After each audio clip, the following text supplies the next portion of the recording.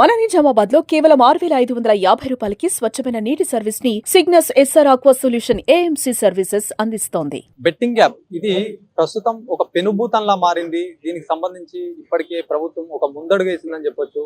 మొత్తానికి BJP urban MLA Dhanpal Suryanarayana సైతం కూడా ఈ బెట్టింగ్ యాప్స్ పైన అసెంబ్లీలో మాట్లాడినటువంటి అంశం దీనికి మొత్తం కూడా సైతం కూడా ఒక ఆనందం వ్యక్తం చేస్తున్నారు. ప్రజలు సైతం ఆనందం వ్యక్తం చేస్తున్నారు. ఎందుకంటే చాలా కుటుంబాలు సైతం కూడా కాలగర్భంలో కలిసిపోయినటువంటి పరిస్థితి ఉంది. బెట్టింగ్ యాప్ మొత్తం ప్రపంచాన్ని ఇప్పుడు వేధిస్తున్నటువంటి పరిస్థితి. మాట్లాడదాం. మనతో పాటు అర్బన్ ఎమ్మెల్యే ధన్పాల్ సూర్యనారాయణ ఉన్నారు.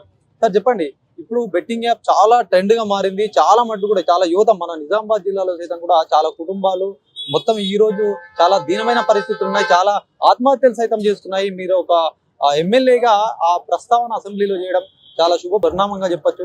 ఎట్లా ఇప్పుడు దాని ముందస్తు ఎలా ఉండబోతుంది, మరి ప్రభుత్వం దీనిపైన ఎట్లాంటి చర్యలు తీసుకోబోతుంది?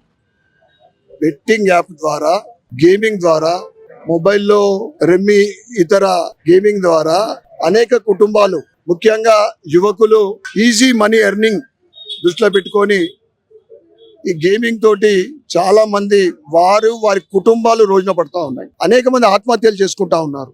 దీన్ని అరికట్టాలని, ఎవరైతే గేమింగ్ ని నిర్వహిస్తున్న వాళ్ళని ముఖ్యంగా వారిపైన చట్టరీత్యా చర్యలు తీసుకోవాలని గత వారం రోజుల క్రితం నేను అసెంబ్లీలో మాట్లాడడం జరిగింది. దానికి స్పందించి మొన్న 2 రోజుల క్రితము ముఖ్యమంత్రి గారు దానిపైన ఒక చట్టం కూడా చేయడం జరిగింది.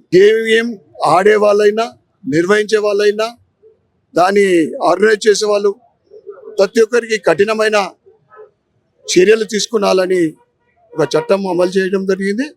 దానికి మేము ముఖ్యమంత్రి గారికి ధన్యవాదాలు చెప్తా ఉన్నాం. నేను అడిగిన ప్రశ్నకు స్పందించడం, ఎందుకంటే ఇది నేటి యువత ఒకవైపు ఉద్యోగాలు లేక, పనులు లేక, తల్లిదండ్రులకు భారమై ఈ గేమింగ్ తోటి ఈజీగా మనీ ఎర్నింగ్ చేయొచ్చు అని ఒక ఆ కాన్సెప్ట్ తోటి ఆ ఉచ్చులో పడతా ఉన్నారు. ఈ ప్రభుత్వము మీరు చేసిన చట్టాన్ని స్ట్రిక్ట్గా ఇంప్లిమెంట్ చేయాలని నేను డిమాండ్ చేస్తూ ఉన్నాను. ఎందుకంటే ఈ కాంగ్రెస్ ప్రభుత్వము చెప్పే గొప్పలు చెప్తూ ఉంటుంది, గ్రౌండ్ వర్క్లో మాత్రము చాలా లొసుగులు ఉంటాయి.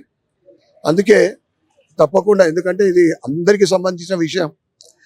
నన్ను అర్బన్ నియోజకవర్గానికో రాష్ట్ర వ్యాప్తంగా ఉన్న సమస్య, దేశవ్యాప్తంగా ఈ గేమింగ్ కానీ, సైబర్ క్రైమ్స్ కానీ ఇవాళ కోట్లాది రూపాయలు కోల్పోతా ఉన్నారు. కనుక ప్రభుత్వము తీసుకున్న చొరవతోటి చట్టం చేయడం చర్య హర్షణీయం. ఇట్లా మొత్తానికి ఇది ఇప్పుడు ఒక పెనుభూతంలో మారింది. ప్రస్తుతం ఐపీఎల్ సీజన్ కూడా నడుస్తూ ఉంది. యువకులకు మీరు ఇచ్చే సందేశం ఏంటి? మీరు ఐపీఎల్ కానీ ఇతర ఈ గేమింగ్ కు ఆకర్షితులు కాకుండా, ఎందుకంటే ఈరోజు దేశవ్యాప్తంగా నరేంద్ర మోడీ గారి ఆధ్వర్యంలో పని చేసే వాళ్లకు ఎక్కడన్నా కానీ పనులు ఉన్నాయి. తెలంగాణలో ముఖ్యంగా 9 రాష్ట్రాల నుండి లేబరు వచ్చి ఇక్కడ పనిచేస్తూ ఉన్నారు. అంటే స్కోప్ ఉంది తెలంగాణలో పనిచేయడానికి. ఈజీ ఎర్నింగ్ కోసం మీరు ప్రయత్నం చేయకండి, కష్టపడండి. కష్టపడితే తప్పకుండా డెవలప్మెంట్ ఉంటుంది, గ్రోత్ ఉంటుంది.